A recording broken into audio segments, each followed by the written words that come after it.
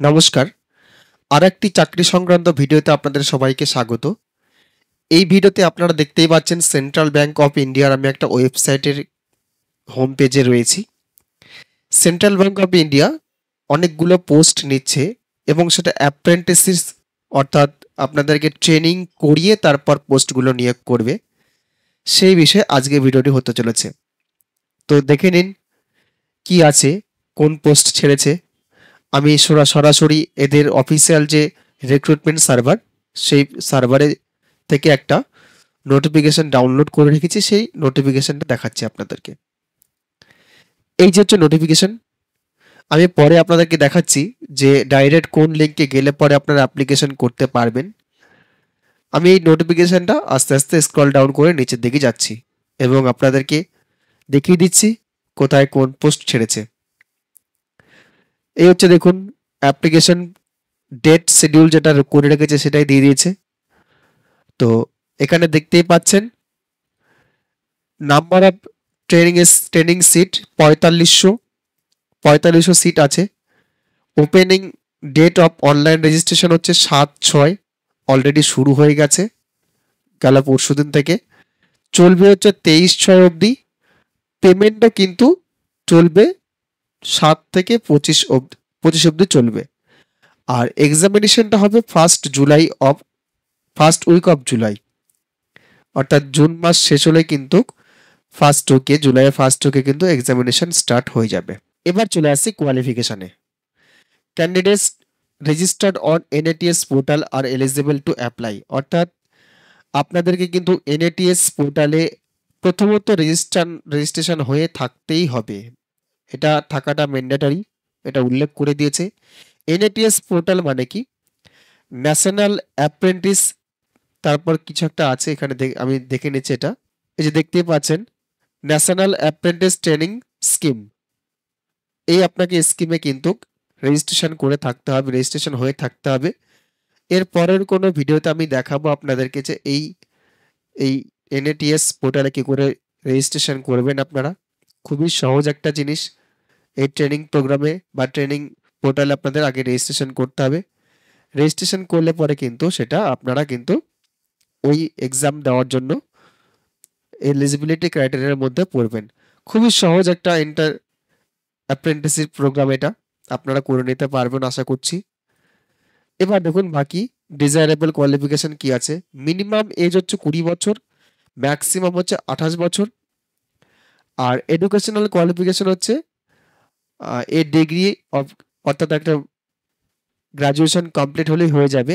এখানে একটা ব্যাপার আছে, গ্রাজুয়েশন কবে কমপ্লিট হতে হবে সেটা উল্লেখ করে দিয়েছে। আশা করছি 22-এর আগে কমপ্লিট হয়ে থাকতে হবে।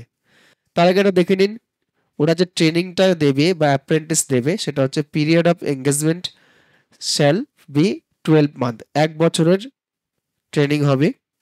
সে 1 বছরের ট্রেনিংয়ে কিন্তু আপনাদের সম্পূর্ণ বোঝানো হবে কি কাজ বৃত্তান্ত, সবকিছু কিন্তু বোঝানো হবে। এবার চলে আসছি যে কথাটা আমি বলছিলাম যে গ্রাজুয়েশন কোন সালের মধ্যে পাস করে থাকতে হবে। এই যে এখানে ভালো করে দেখুন, candidate must have been born not earlier than 31/5/1997। 31/5/1997 আগে জন্মগ্রহণ করে থাকলে কিন্তু হবে না। আর লেটার দ্যান 31/5/2005, মানে বুঝতেই পারছেন এজ ক্রাইটেরিয়াও কিন্তু বেঁধে দিয়েছে। রিল্যাক্সেশন যেটা থাকে সেটা কিন্তু টার্মস অ্যান্ড কন্ডিশন অনুসারেই আছে। এই যে দেখতে পাচ্ছেন the age relaxation as applicable post release, যেটা টেবিল থাকে এসসি এসটি ওবিসির এবং পিডাব্লিউদের জন্য 5 বছর, 3 বছর এবং 10 বছর সেটা থাকবে আপনার। কিন্তু নরমালি ক্ষেত্রে কিন্তু 31/5/1997 এর আগে হলে হবে না, আর 31/5/2005 এর পরে হলে হবে না। আর তারপরেরটা দেখুন এখানে দেওয়া আছে, candidate must have completed graduation on or after 1/1/2021। 1/1/2021 পরে কিন্তু আপনাকে পাস করে থাকতে হবে। আপনারা যদি কেউ ভাবেন যে 1/1 আগের পাস করেছেন গ্রাজুয়েট তারা অ্যাপ্লাই করবেন, তা কিন্তু হবে না। 1/1/2021 পরে কিন্তু আপনাদের গ্রাজুয়েট হয়ে থাকতে হবে। Candidate must have produced mark sheet and provisional degree certificate issued from the university, college and when required by the bank. যখন চাইবে তখন আপনাদের কিন্তু সেটা প্রোভাইড করতে হবে। এরপরে দেখুন যেটা টার্মস অ্যান্ড কন্ডিশনের কথা আমি বললাম, 5 বছর, 3 বছর, 10 বছর সেটা ছাড় আছে। দেখতেই পাচ্ছেন শিডিউল কাস্ট, শিডিউল ট্রাইবের জন্য 5 বছর ছাড় আছে বয়সের। আদার ব্যাকওয়ার্ড ক্লাসের জন্য 3 বছর ক্লাস ছাড় আছে বয়সের ছাড়ের। আর তারপর হচ্ছে পিডব্লিউবিডি মানে প্রতিবন্ধীদের জন্য 10 বছরের ছাড় আছে। এরপর চলে আসি পরের পেজে। এবার আসি দেখুন অনলাইন এক্সামিনেশনে কি কি থাকবে, কোন কোন সাবজেক্ট নিয়ে এক্সামিনেশনটা হবে দেখে নিন। এখানে পরিষ্কার করে দিয়ে দিয়েছে quantitative aptitude, logical reasoning, computer knowledge, English language, basic retail products, basic retail asset products, basic investment products, basic insurance products. Total হচ্ছে এই সাবজেক্টগুলো নিয়ে 100টা নাম্বারের প্রশ্ন হবে, 100 মার্কের প্রশ্ন 60 মিনিটের মধ্যে। এখানে কোন কোন ভাষায় পরীক্ষা দিতে পারবেন সেটাও কিন্তু দেওয়া আছে, মিডিয়াম অফ টেস্ট ইংলিশ আর হিন্দি। টোটাল মার্কস দিয়ে দিয়েছে, টোটাল টাইম দিয়ে দিয়েছে, টোটাল কোশ্চেন দিয়ে দিয়েছে। এখানে আরেকটা দিয়েছে there will be no negative marks for wrong answer in the objective test, অর্থাৎ নেগেটিভ মার্কিং এখানে নেই। এই যেখানে দেখতেই পাচ্ছেন নেগেটিভ মার্কিং কিন্তু নেই, এই যে ভালো করে দেখিয়ে দিচ্ছি। অর্থাৎ যে কোনো পরীক্ষায় এখন যেমন থাকে নেগেটিভ মার্কিং, সেটা কিন্তু এই পরীক্ষাতে থাকবে না, নেগেটিভ মার্কিং ছাড়াই এক্সামটা হবে। তারপর যেটা টার্মস অ্যান্ড কন্ডিশন হয় যে ভ্যাকেন্সির উপরে কিন্তু কাট অফ ডিপেন্ড করবে, সেটা এখানে দেওয়া আছে। মেরিট লিস্টের ব্যাপারটাও ভ্যাকেন্সির উপরে ডিপেন্ড করবে। টেস্ট অফ ল্যাঙ্গুয়েজ সেটা আমি ওখানে দেখিয়ে দিলাম, ইংলিশ আর হিন্দি এই দুটো ল্যাঙ্গুয়েজে এক্সামিনেশনটা হবে। এবার দেখে নিন যে স্টাইপেন্ডের ব্যাপারটা আছে, যতক্ষণ আপনাদের ট্রেনিং চলবে সে ট্রেনিং চলাকালীন আপনাদের কত স্টাইপেন্ড দেওয়া হবে সেটা দেখে নিন।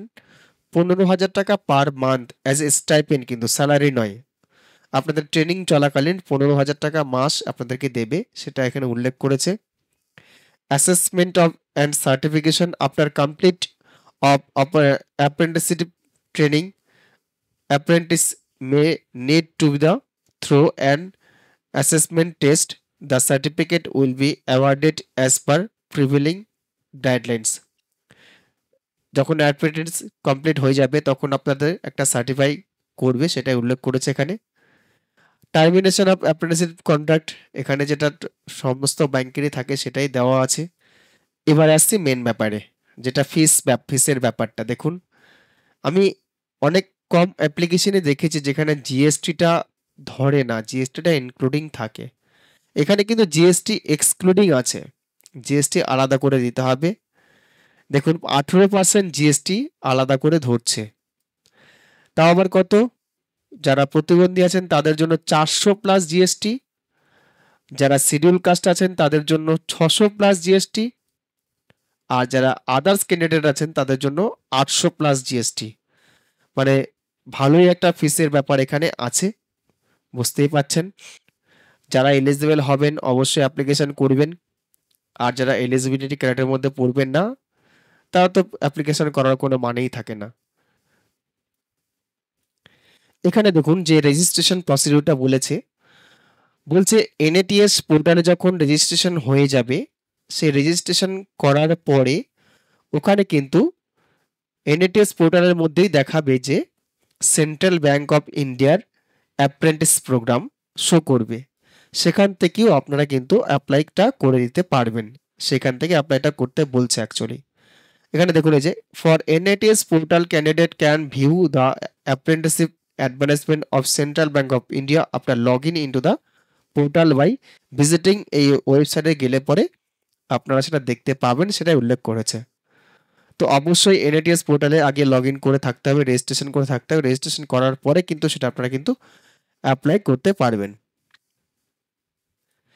এবার আরো একটা যেটা প্রশ্ন থেকেই যায় সেই প্রশ্নটা বলে দিই যে কোথায় এক্সামিনেশনটা হবে, বাড়িতে বসে এক্সামিনেশনটা হবে নাকি কোথায় বসে হবে সেটা কি করে জানবো।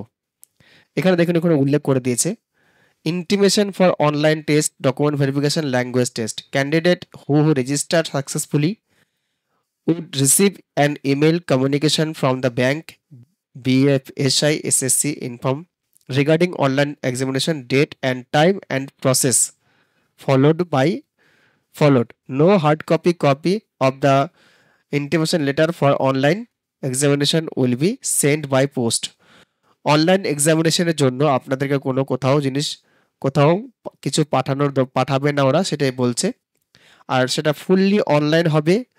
আর এই নোটিফিকেশনের উপরের দিকে কি করে থাকতে হবে, কি করে আপনারা অনলাইন অ্যাপ্লিকেশন যখন বা আবেদনটা করবেন, এই যেখানে দিয়ে দিয়েছে ইনস্ট্রাকশনগুলো। অনলাইনে যখন আপনারা অ্যাপ্লিকেশনটা করবেন বা অ্যাপ্রেন্টিসে করবেন, আবেদনটা করবেন, ট্রেনিংটা যখন হবে সেই ট্রেনিংটার ব্যাপারে এখানে কিন্তু পুরোপুরি বলে দিয়েছে কিভাবে করতে হবে ট্রেনিংটা, সেই জিনিসটা। যাই হোক, আমি নোটিফিকেশনটা আপনাদের লিঙ্কে ডেসক্রিপশন বক্সে দিয়ে দেবো, সেখান থেকে আপনারা দেখে নিতে পারেন। এবার আমি চলে যাচ্ছি NATS পোর্টালে, যেখানে আপনাদের ট্রেনিংয়ের জন্য শিডিউল এক্সামটা বা অ্যাপ্রেন্টিসশিপ প্রোগ্রামের ডাইরেক্ট এক্সামিনেশনটার জন্য আলোচনা করা হয়েছে। এটা হলো সেই পোর্টাল। এই পোর্টালে আপনাদের রেজিস্ট্রেশন হয়ে থাকতে হবে। আমি এই ভিডিও আর বড় করছি না, আমি পরবর্তী ভিডিওতে আপনাদেরকে দেখাবো কি করে আপনারা এই পোর্টালে রেজিস্ট্রেশন করবেন, এবং সেই ভিডিও নিয়ে খুব শীঘ্রই ফিরে আসব। আপনারা যারা এই ভিডিওটিতে প্রথমবার দেখছেন অবশ্যই আমার চ্যানেলটি সাবস্ক্রাইব করবেন, এবং যারা ফেসবুকে দেখছেন অবশ্যই আমার পেজটি ফলো করে রাখবেন। আর লাইক শেয়ার কমেন্ট করতে ভুলবেন না। যদি কোনো প্রশ্ন থাকে অবশ্যই আমাকে কমেন্ট বক্সে কমেন্ট করুন, আমি আপনাদেরকে অতি সত্বর রিপ্লাই করে দেব। আজকের মতো ভিডিওটি শেষ করছি।